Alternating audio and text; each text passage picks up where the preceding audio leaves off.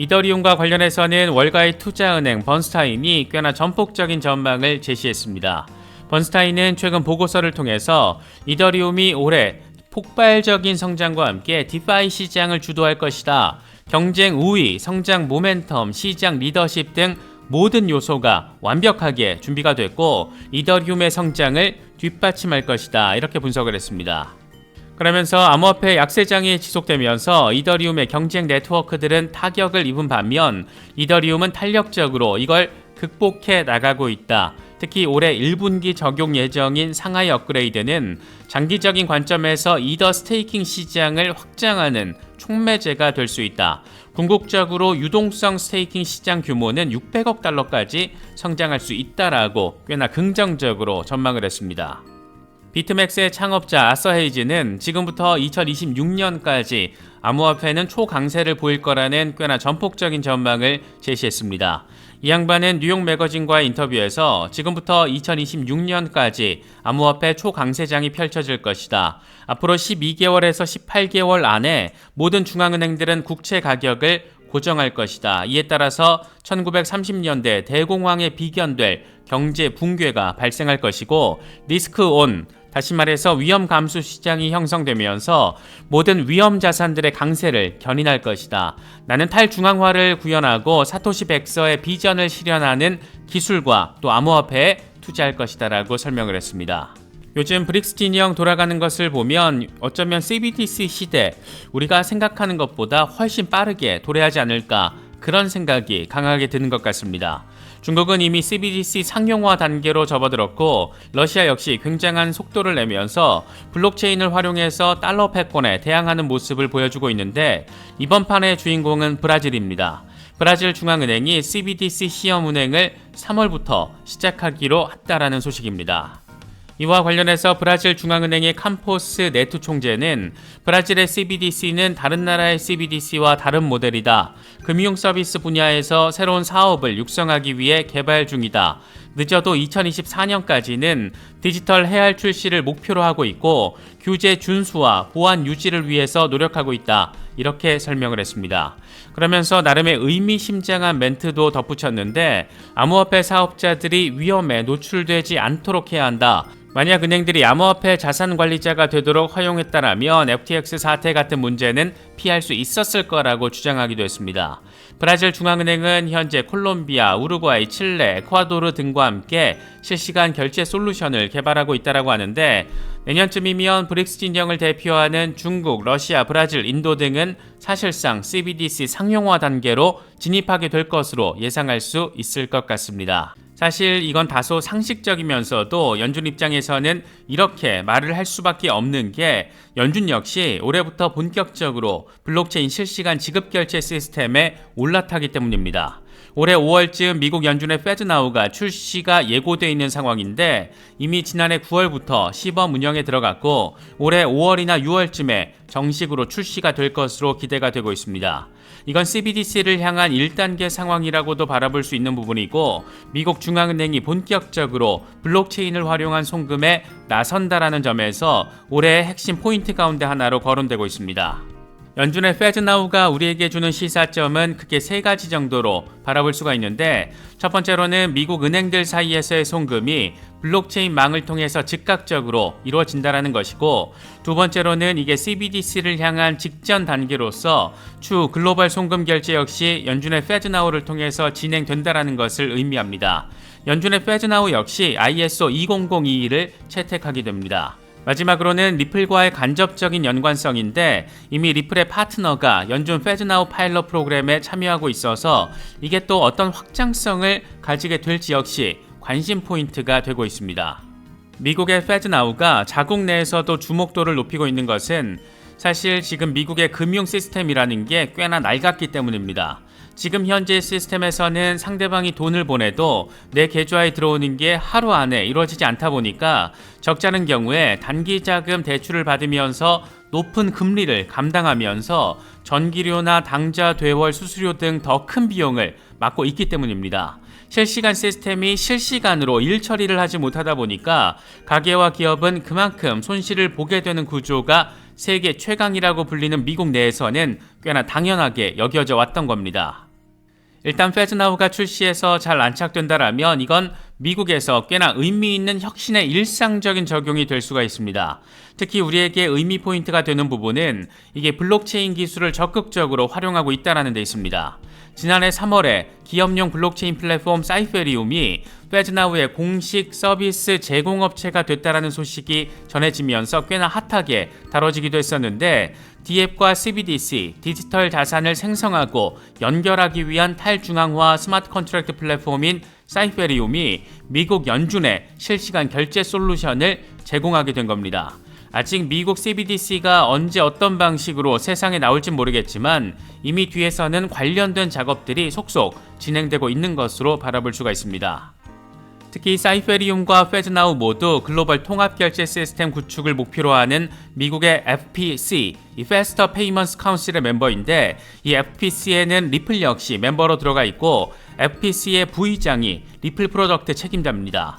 이런 여러 연결고리들을 생각해보면 연준과 블록체인 또 리플은 이미 직간접적으로 서로 얽혀 있다는 점을 살펴볼 수가 있습니다. 여기까지 일단 페즈나우의 의미를 정리하자면 이렇습니다. 1차적으로는 미국 내 실시간 결제 혁신을 이루는 것을 목표로 하고 있고 2차적으로는 CBDC와 관련된 작업까지도 이미 진행하고 있다. 이렇게 정리가 됩니다. 그리고 페즈나우와 리플의 연관성을 따져볼 때 리플의 고객사이자 클라우드 기반의 결제와 금융 서비스 분야의 선두로 꼽히는 볼란테 테크놀로지를 빼놓을 수가 없습니다. 볼란테 역시 페즈나우의 지불 솔루션 개발에 합류한 연준의 파트너이자 리플의 고객이면서 동시에 앞서 언급한 FPC의 멤버이기도 합니다. 사실 서로 얽히고 설키면서 블록체인 송금망을 구축하고 있는 건데 이렇게 또 리플과 직접적 또는 간접적으로 관련성이 큰 곳들이 엮여 있는 겁니다. 미국 행정부발 크립토 악재가 하나 더 있는데 이번에는 뉴욕 검찰이 쿠코인을 상대로 소송을 낸 배경을 밝히면서 새로운 이슈 하나가 공식화돼버린 모습입니다. 뉴욕 검찰이 현재 진행 중인 쿠코인 소송 배경을 설명하면서 등록되지 않은 암호화폐 플랫폼을 단속하기 위한 노력의 일환이라고 밝혔습니다. 쿠코인은 세이셸에 본사를 두고 있는데 미국 법무부에 등록을 하지 않고 증권에 해당하는 토큰을 제공해서 증권법을 위반했다는 겁니다. 상황이 아주 가지가지로 돌아가고 있습니다. 재미있는 부분은 뉴욕 검찰이 보도자료에 증권이라고 콕 찍어서 밝힌 코인들이 있는데 바로 이더리움과 루나, 스테이블코인 UST 등이었습니다.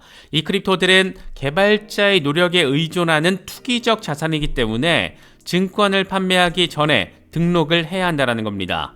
미국 규제 당국에서 이더리움을 공식 문서에서 이 증권이라고 주장을 한 것은 이번이 처음인데 이더리움의 가치는 비탈릭 부테린을 포함한 다른 사람의 노력에 달려있다 이런 부분까지 설명을 했습니다. 탈중앙화 시스템에 대한 이런 인식 수준 자체가 놀랍게 느껴질 뿐인데 미국 SEC에 이어서 법무부와 검찰이 이런 관점을 가지고 있다는 점, 공식적으로 이더를 증권이라고 언급한 점 이런 부분들은 크립토 산업을 추가로 더 압박할 수 있는 잠재적인 요인이 되고 있는 게 아닐까 생각되기도 합니다. 이번에 비트코인의 조정을 더 깊게 만든 실버게이트 사태와 관련해서 JP모건이 나름의 분석을 제시했습니다. JP모건은 보고서를 통해서 실버게이트 은행의 파산은 암호화폐 업계에 또 다른 좌절을 가져올 것이다. 암호화폐 거래소들이 달러 입출금 처리를 위한 네트워크를 변경하는 것은 어려운 작업이다. 실버게이트 파산은 빠르고 효율적인 입출금 시스템 의존도가 큰 암호화폐 업계에 큰 타격을 입힐 것이다. 이렇게 전망을 했습니다. 리플 이사회 멤버 출신이자 현직 연준 부의장인 마이클 바는 연준 등 규제기관들이 은행들의 암호화폐 투자와 관련한 추가 가이드라인을 내놓을 것이고 은행들은 암호화폐 투자에 신중을 기해야 한다. 이 같은 입장을 밝혔습니다. 그러면서 암호화폐 기술은 금융 시스템을 잠재적으로 변화시킬 만한 영향력을 가지고 있고 이걸 실현하기 위해서는 가드레일 규제가 필요하다. 이렇게 강조했습니다. 지금 미국 SEC가 상징적으로 보여주고 있는 말도 안 되는 비상식적인 이 집행을 통한 규제가 아니라 정상적인 규제 가이드라인을 제시해서 업계가 적응할 수 있도록 대응할 수 있도록 규제할 수 있도록 해야 한다는 입장을 강조한 것이 아닐까 생각됩니다. 특히 40년 역사의 은행이 불과 14시간 만에 파산하면서 미국 월가에서는 최악의 경우에 말 그대로 최악의 경우에 제2의 글로벌 금융위기로 번지게 되는 것 아니냐 이런 우려까지 나오고 있는 모습입니다. 이런 우려는 관련 은행주와 빅테크에 직접적으로 영향을 미쳤습니다. 크립토 관련 뱅크인 시그니처 뱅크는 22.87%가 빠졌고 여러 지역 은행들도 폭락을 했습니다. 애플과 마이크로소프트 등 빅테크들 역시 하락세를 확인했습니다. 하루 사이에 이게 뭔 일인가 싶은 상황이 현실이 되어버린 겁니다. 악재가 호재로 전환되는 데는 딱 3일이 걸렸습니다. 실리콘밸리뱅크 SVB의 전격 파산 소식이 전해지면서 증시와 비트코인 모두 줄줄이 무너져 내렸지만 이게 미국의 은행 시스템 붕괴 리스크로 번지면서 미국 규제 당국이 전면적인 지원책을 밝혔습니다. 일단 실리콘밸리뱅크 파산 이후에 다음 타자로 거론되어 왔던 시그니처 뱅크가 문을 닫아버렸습니다. 미국 재무부와 연준, 예금보험공사 등 미국의 규제 금융당국은 공동 성명서를 내고 은행 시스템 리스크 전염을 막기 위해 뉴욕 시그니처 뱅크를 폐쇄 조치한다라고 밝혔습니다. 예금자들은 자신들의 예금에 온전히 접근할 수가 있고 모든 예금 자금은 100% 보호가 된다. SVB 관련 결의안과 마찬가지로 납세자가 손실을 입는 일은 없을 것이다 라고 밝혔습니다. 이 같은 결정에 따라서 시그니처 뱅크의 경영권은 예금보험공사 FDIC가 인수하게 됩니다. 실버게이트와 실리콘밸리뱅크에 이은 세 번째 은행 붕괴가 미국에서 현실화된 건데 이런 거 보면 누가 누구의 돈을 지켜준다라는 건지 참 아이러니하게 느껴집니다. 미국 연준은 여기서 더 나아가서 은행 유동성 부족 문제 해결 대책까지 제시했습니다. 실리콘밸리뱅크가 유동성 위기로 인해서 보유하던 주식과 채권을 팔려는 계획을 밝혔다라가 이 뱅크런이 발생했고 이로 인해서 재무 건전성이 위협받으면서 전격 파산한 만큼 추가적인 유사 줄도산 상황을 막기 위한 조치로 바라볼 수가 있습니다. 특히 SVB의 경우에는 대부분의 투자 자산이 미국 국채로 확인이 됐습니다. 최근 미국의 고강도 긴축으로 채권 금리가 올라가면서 채권 가격은 떨어졌고 이에 따라 SVB는 투자 자금을 온전히 회수하지 못하게 될 상황으로 확인되면서 이번 사태 역시 연준의 고강도 긴축으로 인한 파생 악재다 이런 평도 나오고 있습니다. 연준은 적격 기업을 대상으로 모두 250억 달러의 유동성을 제공하는 은행 지원 프로그램을 출범시켰는데 실버게이트, 실리콘밸리뱅크, 시그니처 은행 등의 잇따른 파산과 폐쇄 조치에 따른 은행 붕괴 시스템 리스크를 방지하기 위한 목적이라고 밝혔습니다. 이 프로그램을 통해서 모두 250억 달러 한도 내에서 적격은행에 1년 만기 대출을 제공할 것이다. 탄탄한 증권에 대한 추가적인 유동성 공급원이 될 것이고 유동성 압박의 증권들을 금매할 필요가 없어진다라고 설명을 했습니다.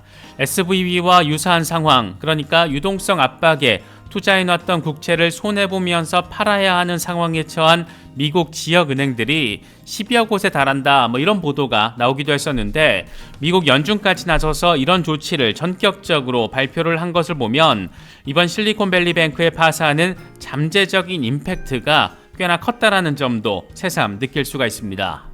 이번에 비트코인이 급반등하는 데는 CME 그룹이 비트코인 선물 1일 만기 계약 지원을 시작한 것도 빼놓을 수가 없습니다. CME가 이벤트 컨트랙트 라인업에 비트코인 선물을 추가한 건데 이벤트 컨트랙트는 $20 단위의 1일 만기 상품입니다. 지금까지는 주가지수와 금, 은, 원유, 천연가스 등의 이벤트 컨트랙트가 거래 지원됐는데 이번에 비트코인이 여기에 추가가 된 겁니다. 기존의 대표 투자 자산들과 동일한 위상을 부여받게 됐다라는 점에서 시장에서는 당연히 호재로 작용할 수밖에 없는 그런 이슈였습니다. 이와 관련해서 CME 주식의 글로벌 책임자 팀 맥코트는 규제된 거래소를 통해서 매우 제한적이고 투명하게 비트코인 시장에 접근할 수 있는 방법을 제공할 것으로 기대한다라고 말했습니다. 이번 SVB 파산 사태로 인해서 촉발된 금융 시스템 위기 상황을 놓고 암호화폐 업계 내부에서는 비판의 목소리들이 터져나오고 있습니다. SVB 파산의 직격탄을 맞았던 서클, USDC 발행사 서클의 CEO 제레미 알레어는 미국 정부가 SVB 사태에 개입하지 않았을 경우에 우리는 자체적으로 기업 대차 대조표와 외부 자금 사용 등의 예방 조치를 취할 예정이었다. 다행히 물론 그럴 필요는 없어졌다. 하지만 우리는 SVB에는 분노하지 않는다. 문제의 주요 원인은 치솟는 금리에 있다. 이렇게 밝히면서 사실상 대놓고 연준의 고강도 긴축 정책을 비판했습니다. 연준의 금리 인상으로 SVB가 투자했던 채권 가격이 하락했기 때문에 재무 건전성 위기가 벌어졌고 이게 뱅크런을 촉발시키면서 파산에 이르게 한 거란 말을 지금 하고 있는 겁니다. 국내에서는 돈나무 언니로 알려진 캐시 우드의 경우에는 미국 규제 당국을 향해서 직격탄을 날렸는데 미국 은행 시스템이 지역은행을 위협하는 뱅크런에 대응하면서 팔칵 뒤집혔지만 비트코인, 이더리움 등 크립토 네트워크는 한치의 흔들림도 없었다. 은행 시스템의 불안정성은 디파이 진입로인 스테이블 코인을 위협했다. 규제 당국은 중앙화된 단일 장애 지점 없는 탈중앙화, 투명, 감사 가능한 금융 플랫폼을 차단하는 대신 기존 은행 시스템에 존재하는 중앙화되고 불투명한 단일 장애 지점에 집중했어야 했다. 이렇게 비판을 했습니다. 간단히 정리하면 쓸데없이 디파이 시스템 귀찮게 하지 말고 은행 감시나 똑바로 해라. 이렇게 비판을 하고 있는 겁니다. 상황이 이렇다 보니까 은행주에 대한 묻지마 매도세는 글로벌하게 흘러갔다라는 점도 데이터로 확인되고 있습니다. 블룸버그는 지난 2주 동안 유럽과 미국에서 70대 은행들의 시가총액 6천억 달러, 우리 돈으로 786조 원 넘는 규모가 증발했다라고 보도했습니다. 미국에서 실리콘밸리뱅크와 시그니처뱅크가 문을 닫으면서 지역 중소은행들 10여 곳이 다음 타자로 지목되며 전염 위험에 휩싸였고 이것도 모자라서 스위스의 2대 은행으로 불리는 크레딧 스위스가 다시 한번 유동성 이슈의 중심에 서면서 투자자들을 완전 놀라게 만들어버린 겁니다. 이처럼 금융 시스템에 대한 위기가 글로벌하게 진행되면서 왜 이런 문제를 사전에 차단할 수 없었는가에 대한 의문도 하나둘 제기되고 있습니다. SVB만 하더라도 팬데믹을 계기로 급성장했는데 왜 금융당국은 제대로 관리 감독을 하지 못했느냐는 겁니다. 자금 조달 위험을 충분히 제대로 평가하지 못한 은행들도 문제지만 빠르게 성장하는 은행들을 더 면밀하게 체크하지 못한 관리 당국의 실패라는 지적이 나오고 있는 이유입니다.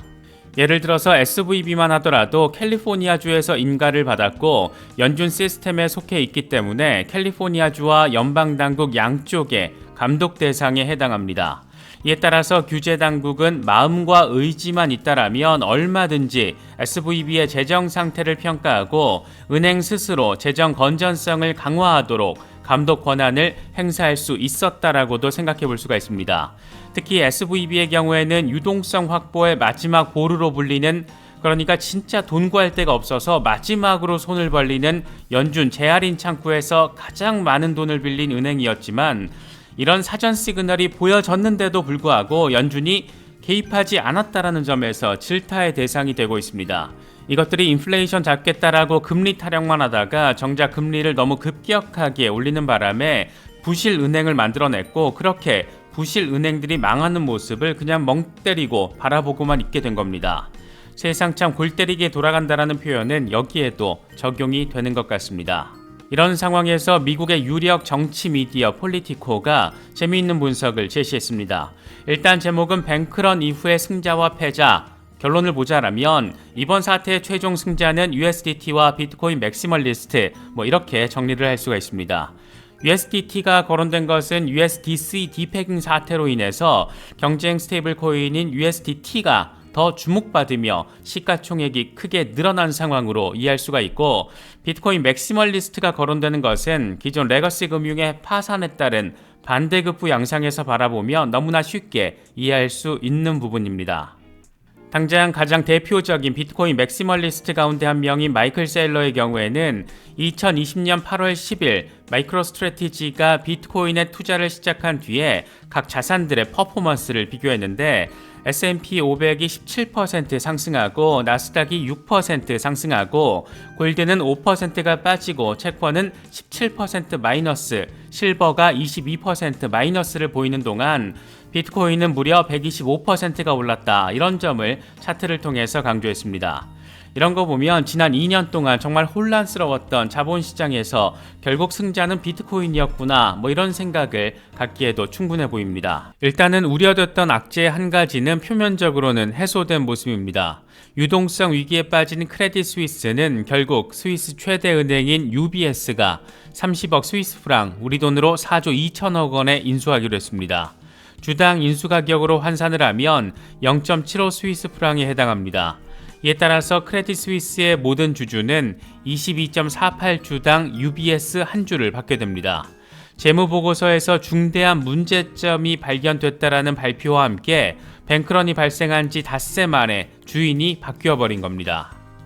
이번 크레딧 스위스 인수 과정을 단순화시켜서 표현하면 거의 스위스 정부가 UBS를 압박한 결과라고 표현해도 과언이 아닐 것 같습니다. 스위스 정부, 스위스 중앙은행, 금융감독청이 모두 나서면서 스위스 경제와 은행 시스템의 안정성이 필요하다라는 점을 강조하며 UBS를 압박했고, UBS의 인수가 현실적으로 가장 안전빵인 것으로 해석이 되면서 정부가 나서서 인수 브로커 역할을 한 결과로 이어졌습니다. 스위스 중앙은행은 이번 인수를 위해서 최대 1,000억 스위스 프랑 규모의 유동성 지원에 나서기로 했고, 재무부 역시 특정 손실이 발생할 경우에 효력이 생기는 일종의 보험 성격으로 90억 스위스 프랑 규모의 보증을 제공하기로 했습니다. 글로벌 금융 허브로서 스위스라는 국가의 먹칠이 되는 상황을 막기 위해서 애진간하게 애를 참 많이도 썼다라는 점 느낄 수 있는 부분입니다.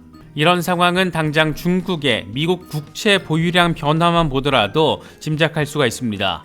올해 1월 기준으로 중국의 미국 국채 보유액은 8,594억 달러, 1,122조 원 수준으로 지난해 12월 대비 77억 달러가 줄어서 6개월 연속 감소세를 확인했습니다. 이건 14년 최저 수준이기도 합니다.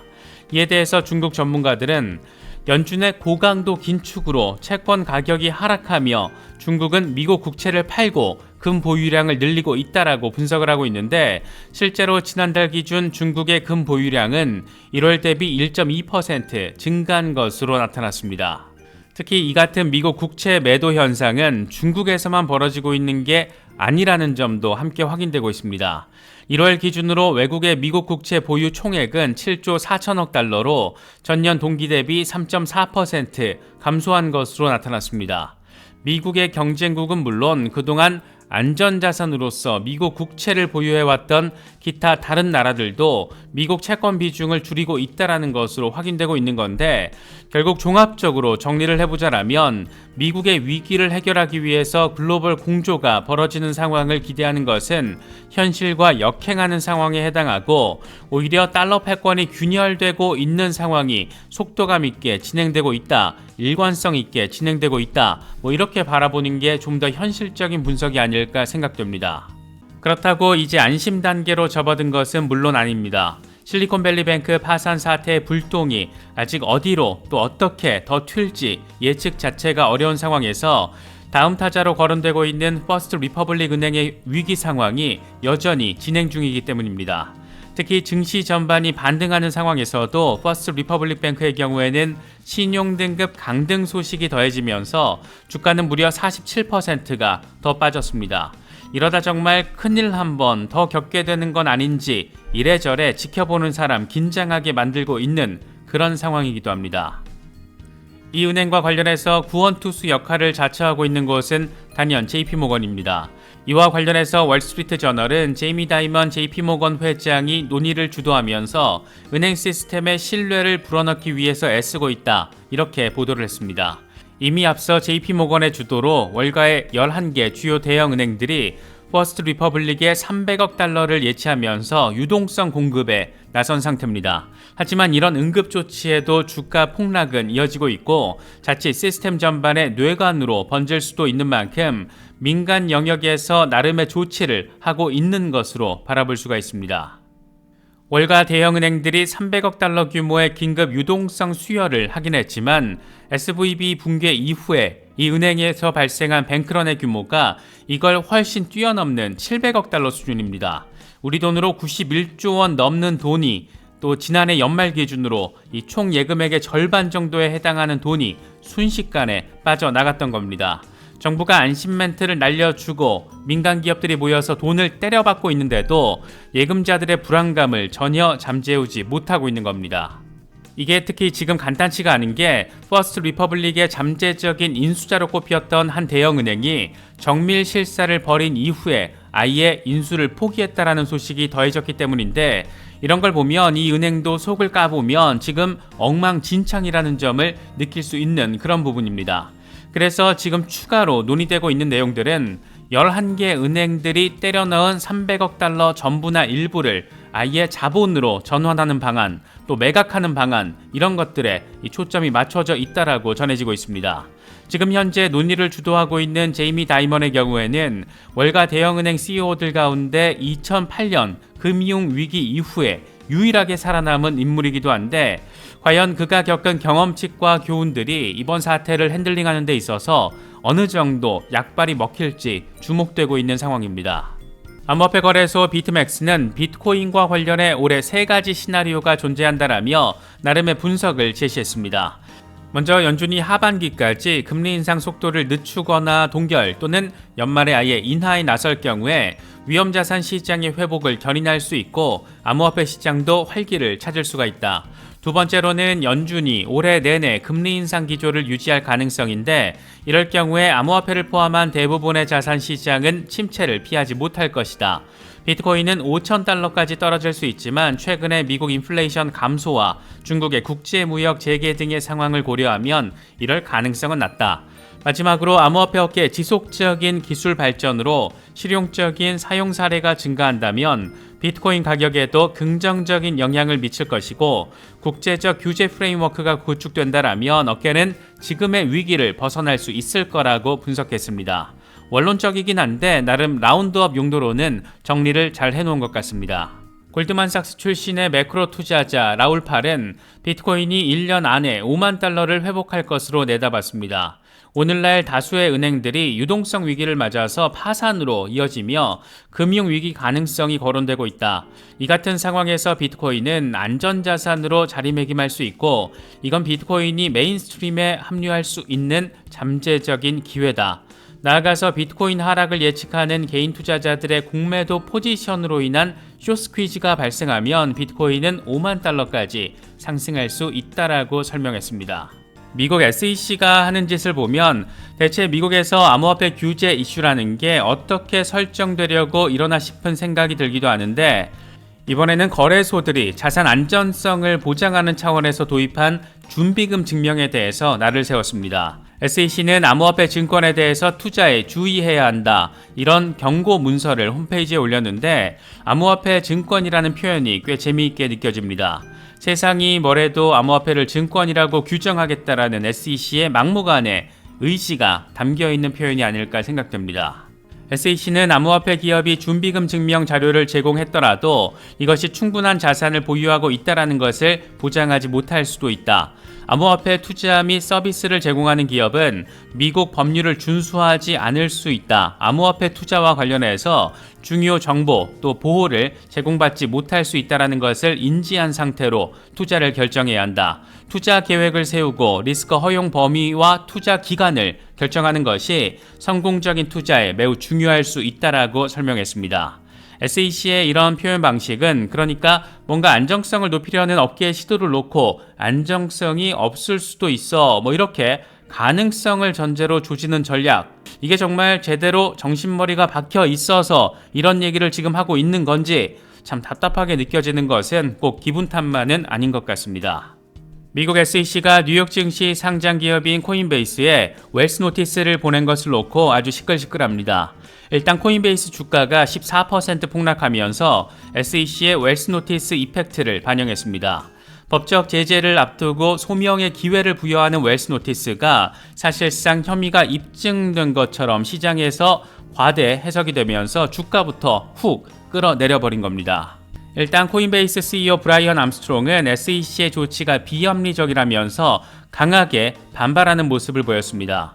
SEC의 이번 조치는 불공정하고 합리적이지도 않다. 우리는 공개석상에서 이걸 입증할 것이다. 2년 전 SEC는 우리의 사업을 세밀하게 검토했고 우리의 상장을 승인했다. 당시에도 스테이킹 서비스에 대한 참조를 57개 제출을 했고 암호화폐 상장 프로세스에 대해서도 아주 상세하게 설명을 했다. 이렇게 강조하면서 SEC의 이번 조치를 거품 물면서 아주 강력하게 비난했습니다. 미국 최대 암호화폐 거래소가 다시금 SEC의 이렇게 공격 대상으로 지목이 되면서 업계에서는 나름의 동맹 전선이 형성되고 있습니다. 먼저 폴리곤 스튜디오 CEO 라이언 와트가 지원 사격에 나섰는데 우린 코인베이스 편에 서야 한다. 코인베이스가 대중의 신뢰를 얻었지만 규제 당국과 정치인들은 그 신뢰를 약화시켰다. 스타벅스, 메타, 나이키 등 주요 기업들이 폴리곤과 같은 퍼블릭 블록체인을 활용하고 있다. 이런 파트너십은 일자리를 창출하는 효과가 있다. 만약 규제 당국이 암호화폐 업계를 계속해서 단속한다라면 이들은 해외 블록체인 업체와 파트너십을 맺으려고 할 것이다. 이렇게 설명을 했습니다. 비트코인 아카이브의 경우에는 최근 은행 위기 상황 속에서 비트코인이 굉장히 강력한 모습을 보여주고 있다는 점을 강조했습니다. 차트에서 S&P 500이 파란색 선이고 빨간색 선이 비트코인인데 3월 17일 기준으로 파란색 선이 1.4% 상승할 때 비트코인은 무려 35.8% 폭등한 상황을 아주 선명하게 확인할 수가 있습니다. 암호화폐 시장 전반의 관점에서 바라봤을 때는 굉장히 의미 있는 호재성 소식이 하나 있고 반면 아차 싶었던 그런 소식도 하나가 더해졌습니다. 먼저 나스닥이 기관들을 대상으로 암호화폐 커스터디 서비스를 올해 2분기에 출시한다라는 소식입니다. 나스닥 수석 부사장 아이라 아우어바흐는 현재 필요한 기술 인프라를 개발하고 있고 규제기관의 승인을 기다리고 있다라고 말했습니다. 나스닥의 이 같은 계획은 이미 지난해 9월에 발표를 했던 것이기도 한데 그 실체가 올해 2분기에 이제 진짜 세상에 드러내게 되는 겁니다. 특히 비트코인 반감기를 앞둔 상황에서 기관들을 대상으로 한다라는 게 포인트인데 기관들을 대상으로 한 커스터디 서비스를 지금 왜 출시를 하는 건지 참 설레게 또 기대감을 느끼게 만드는 부분입니다. 코인베이스 CTO 출신의 발라지 스리니바사는 아주 전폭적인 전망을 제시하고 직접 행동에 나서는 모습까지 보여주며 글로벌하게 관심을 받고 있습니다. 이 양반은 앞서 비트코인이 90일 안에 100만 달러 이상의 가치를 기록할 것이다 이렇게 밝히면서 주목을 받았었는데 자신의 이 같은 예측에 대해서 200만 USDC를 베팅했습니다. 지금 환율로 26억 원 정도에 달하는 거액을 베팅한 건데 이걸 증명하기 위해서 200만 USDC가 예치된 특정 주소를 공유했습니다. 90일이라고 해봤자 6월 말에 불과한데 지금 3만 달러 아래에 자리하고 있는 비트코인이 과연 90배 이상의 반등을 펼친다라는 이런 전망과 이에 대한 베팅이 과연 어떤 결과를 맞이할지 괜히 더 궁금하게 느껴지는 부분입니다. 이와 관련해서 CFTC 위원장 로스틴 베넘은 이번 조치를 통해서 암호화폐 업계에 분명히 경고한다. 우리는 규정을 빠져나가려는 그 어떤 시도도 용납하지 않을 것이고 반드시 추적해서 처벌하겠다라고 밝혔습니다. 이번 바이낸스 조치는 CFTC가 미국 투자자들을 보호할 수 없다라는 일각의 주장을 불식시키는 것을 의미한다. 우리는 변동성이 크고 위험한 디지털 자산 시장에서 위법 행위를 찾아내고 이를 중단시키기 위해서 모든 권한을 사용할 거라는 점을 분명히 해왔다. 바이낸스는 지난 몇 년에 걸쳐서 CFTC 규정을 위반하고 있다라는 사실을 인지하고 있었고 규제를 피하기 위해서 적극적으로 움직였다라고 강조를 했습니다.